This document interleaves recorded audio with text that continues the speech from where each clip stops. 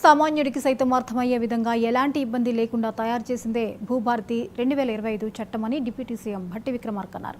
శిల్పకళా వేదికలో జరిగిన భూభారతి ప్రారంభోత్సవ కార్యక్రమంలో ఆయన మాట్లాడారు.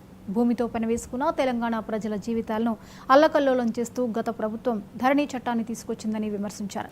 పేదలకు పంపిణీ చేసిన 24 లక్షల ఎకరాలకు సంబంధించిన హక్కులను బీఆర్ఎస్ తెచ్చిన ధరణి కాల రాసిందని ఆరోపించారు. తెలంగాణలో మాత్రం భూమి కోసం పోరాటం జరిగింది.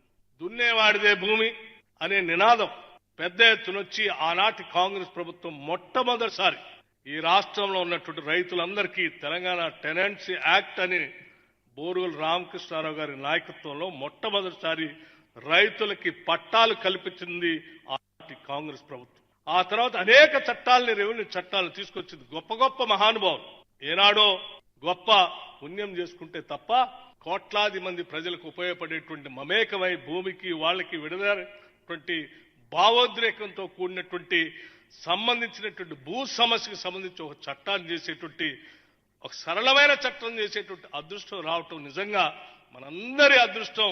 ఇటువంటి కార్యక్రమాన్ని ప్రజలందరికీ అందించడానికి నిజంగా ప్రజలంతా మనకు వరంగా ఇచ్చారు. వాళ్ళందరికీ మనం అందిస్తున్నందుకు సంతోషంగా ఉంది. మీరు కానీ, రెవెన్యూ మంత్రి గారు కానీ, మిగతా కేబినెట్ సభ్యులు కానీ నిజంగా ఒక మంచి కార్యక్రమాన్ని ఈరోజు ప్రజలకు అందిస్తా ఉన్నాం.